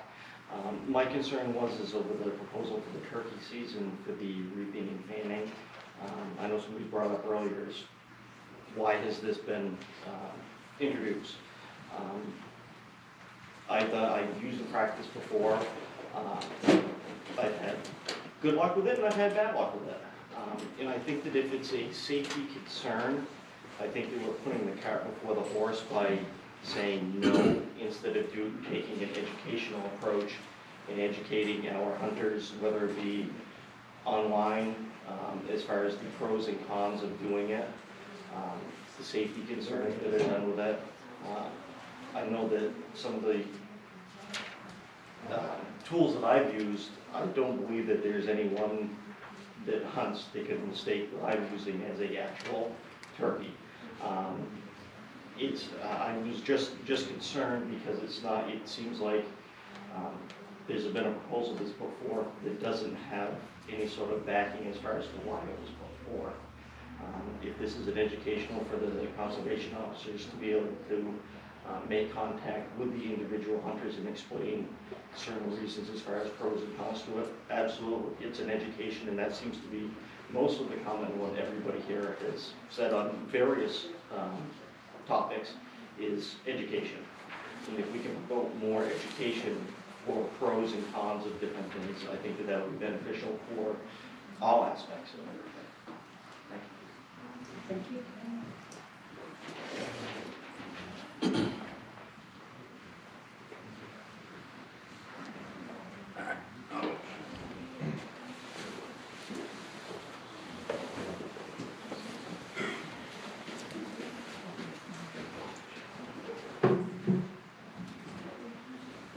My name is Jason Parent, and I'm the owner of Northern New England Outfitters.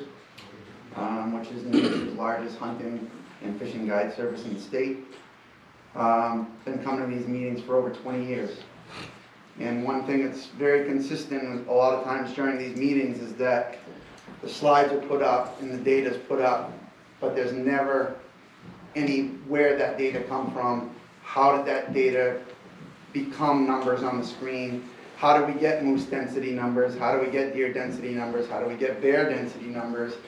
Are they a figment of somebody's imagination sometimes that are going onto paper so that they fit the mold that we want to have and keep the seasons the way that we want them?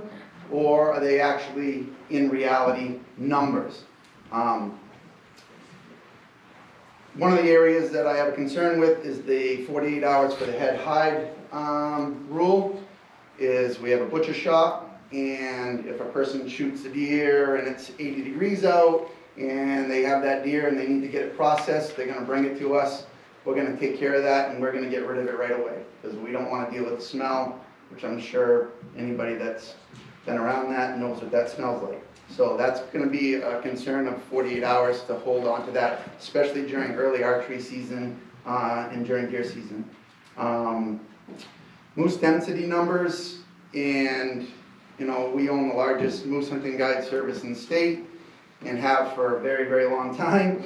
And the moose density numbers, I just don't understand them. Still, to this day, I don't know where you guys get your numbers. I don't know how you come up with the moose densities. If it's based on the number of moose we shoot, then of course the density is going to be low because you only give us 8 tags in the zone.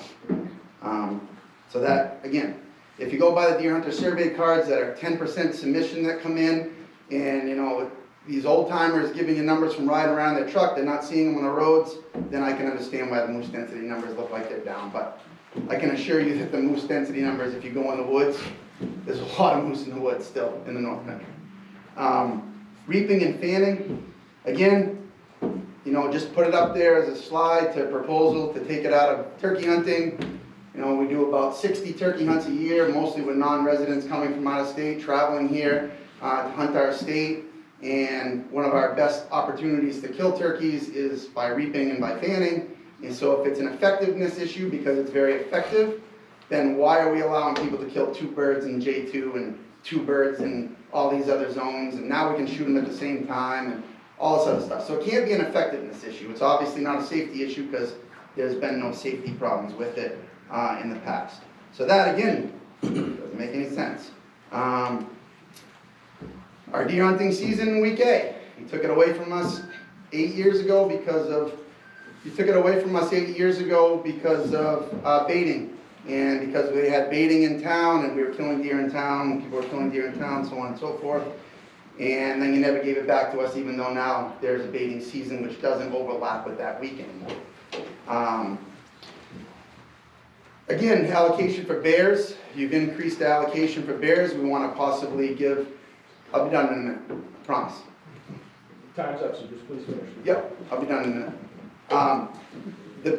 The bear allocation for your tags, you want to increase it or possibly add it to 2, where you could kill 2 bears, add a second bear tag, but yet there has been no increase in the opportunity for guides to increase their opportunity to have more than 6 bear tags.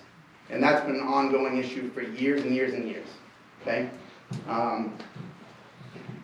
Jason? Thank you. Yes, sir. Time's up. If you have time, if you have more comments at the end after everybody's got a chance, you're more than welcome to come back up. Okay, thanks.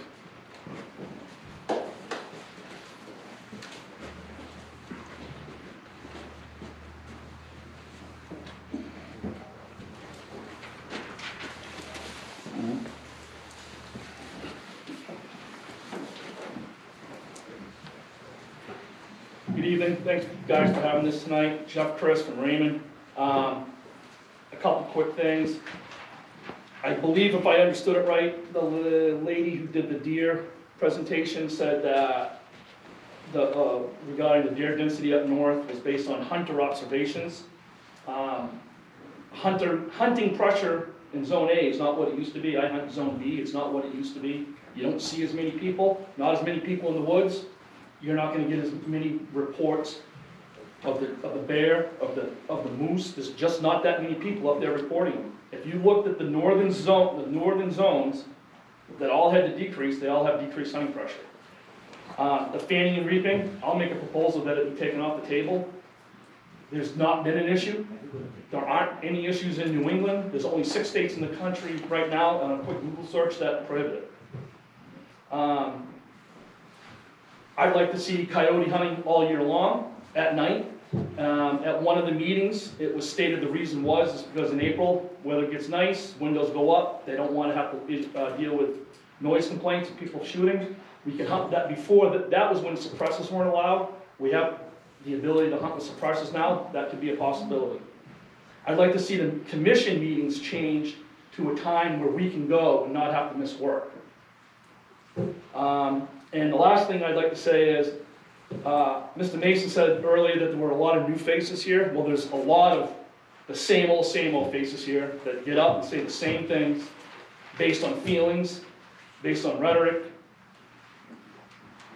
I hope that the commission and the biologists take all that into consideration, and as a proof of that, everyone was talking about a bobcat season. The reason we don't have a bobcat season is because of feelings, not because of biology, because the biologists wanted a bobcat season when all that went down. And we don't have one, not because the New Hampshire Fish and Game biologists did not want one. So, thank you.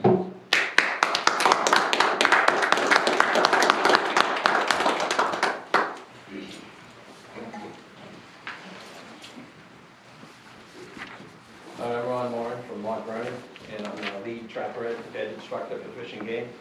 And my only concern is I'd like to have a definition of what a department-approved,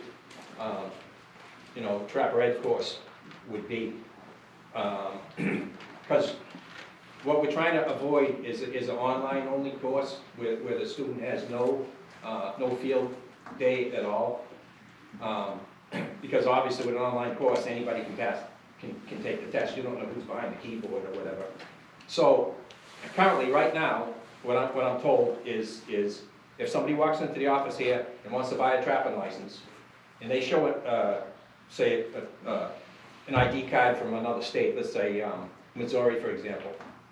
How do we know that Missouri passes our expectations? So supposedly, the office manager has to call the training department. The training department researches online real quick. And if that trapper ed certification course in that state doesn't have a field day, it doesn't qualify. So they can't buy a license with that card. So I'm saying that, I hope we could put on there, like a course approved, including field day. So that they'll know. Like right now, it's not, it's up to interpretation. Thank you. Thank you.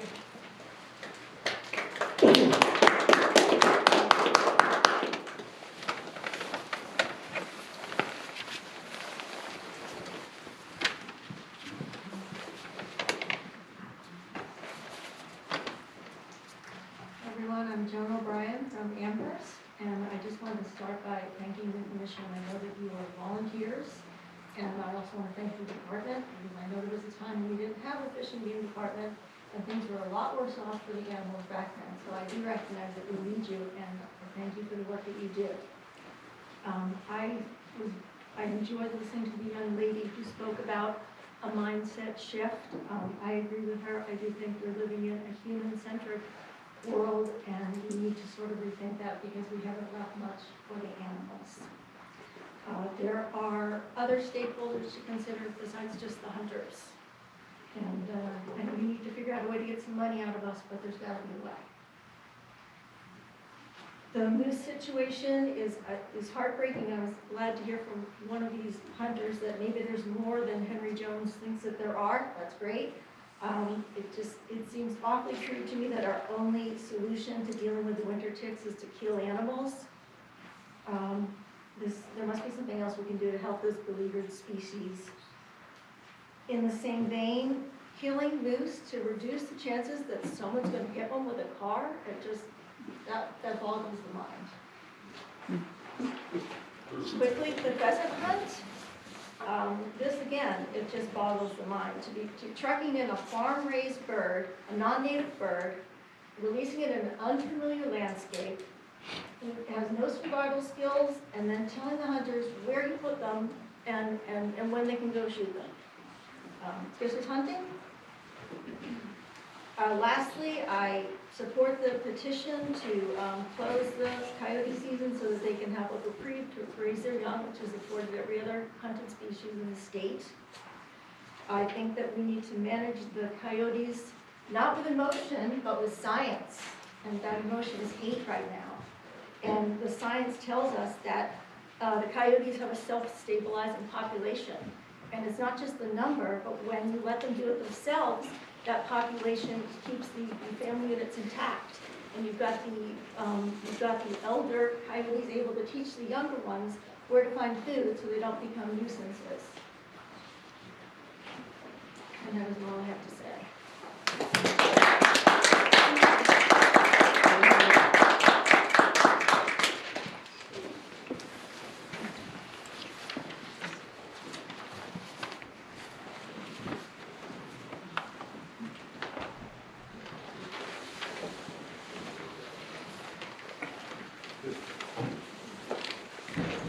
Hello, everyone. My name is Lou Dion from Raymond. About the Bobcat, when they proposed the Bobcat season before, it was only to provide an opportunity for hunters. It had nothing to do with biology or science. That came right from the mouth of the executive director at the time. We still don't need a Bobcat season. We have a rodent problem in this state. I've heard this from various sources, that we have a rodent problem, and I'll tell you about my experience. I have rats right now. It's the first time I've ever had rats. In the 40 years I've lived at my house. So the other day I actually caught 6 rats. And you know, these bobcats and coyotes that all you people are seeing, you know, send them my way, would you, to help me with these rats. By the way, it was catch and release. And a bird swooped right down as I was releasing these rats. He didn't get one, but if he does get these rats, they're going to be healthy rats. I didn't use rodenticides, which should be banned. You WICO people should not be using rodenticides. Linda, just to make sure you address. Yeah, okay. I think I'm done. I just wanted to, you know. If anything, I agree with the petition too for the coyote, and also I will go even further than Bosworth on limits for trapping. There should be no trapping at all, especially of predators. We need these predators to control drones and other little things. Thank you.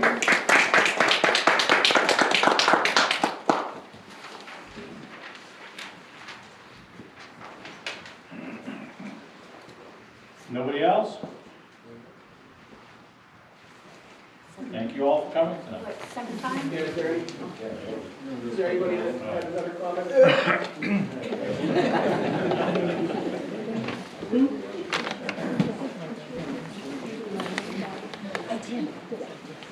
Just a couple more quick things, please. One, I would like to talk about the non-resident licenses for the state of New Hampshire. Currently, as a guide, as an operator in the state that brings non-residents to our state to buy licenses, there is no opportunity for a non-resident that's coming here, let's say late in the evening, wants to hunt the next morning. We used to have the Hookset toll booth used to be open, where they could pick up licenses pretty late in the evening on their way up through from Logan or something like that.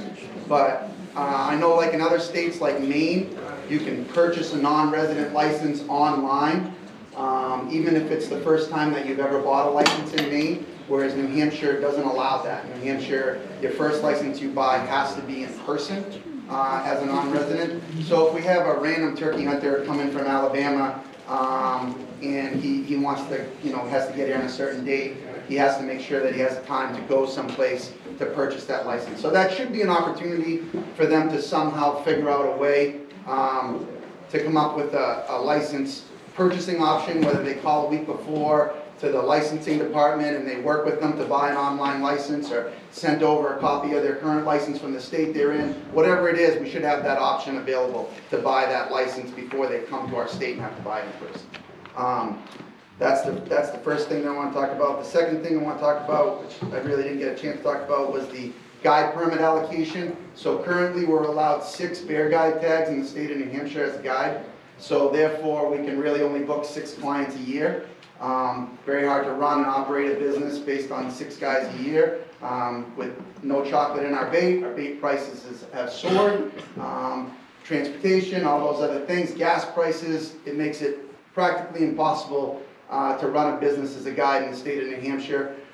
There's obviously a bear problem, and I know this, and last June, on June 22nd to be exact, I wrote an email to Mr. Bergeron and outlined an entire proposal where I would be willing to come in during this process in December, because I know how this process works, and talk about the bear guide allocation process, to talk about what we need to do to get more opportunity for guides. We're averaging less than 10% take of the bear population is through a guide.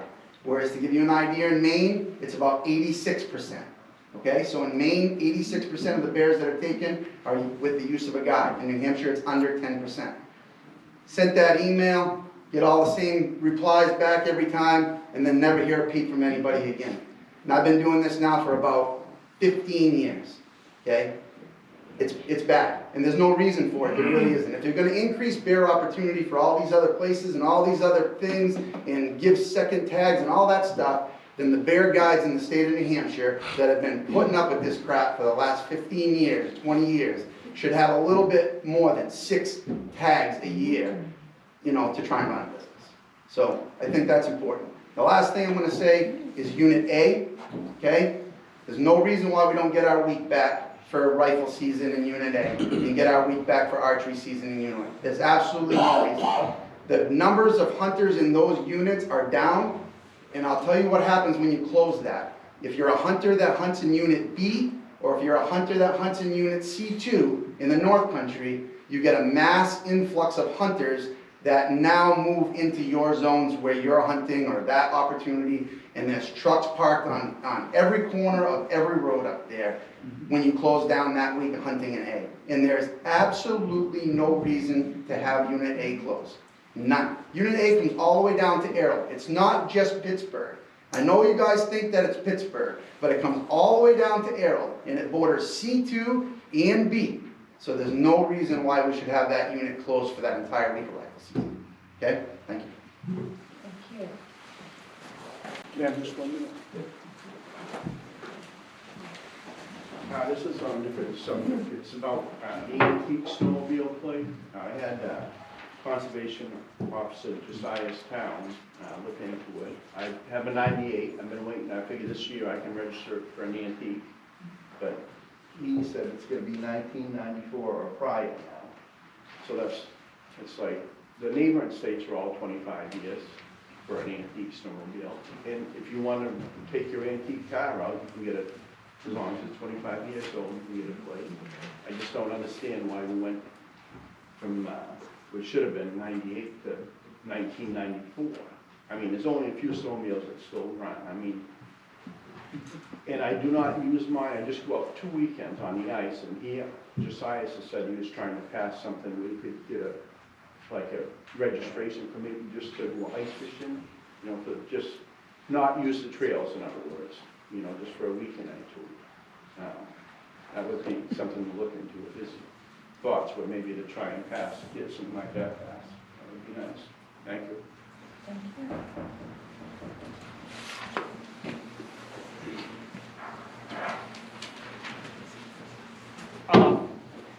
For doing population studies, especially on the moose, different parts of the state, perhaps somehow, someone smarter than me could figure out how to do it. You could use not only hunters in the field, but all the trail cameras that are in existence out there. Have some way to feed that information back. As someone already said, up north is way more moose than what you guys say there are. Just, it is. So, somewhere, there's a disconnect.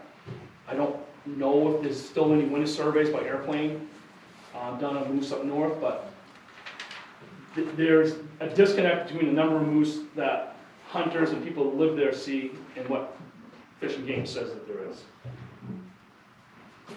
I will just make one point of clarification. Actually, we do have a current research project going on that is looking to re-estimate moose population numbers using trail cameras, deer hunter observation rates, and infrared aerial surveys using drones. Is the trail camera a UNH study or? It's a study, yeah, through UNH. I would suggest using, I mean, there's how many thousands of cameras in the woods? Yeah. Put them to good use. Any more comments? Thank you, everybody. Thank you for keeping it civil. We appreciate everybody coming out. If people have comments and didn't get a chance to speak or didn't want to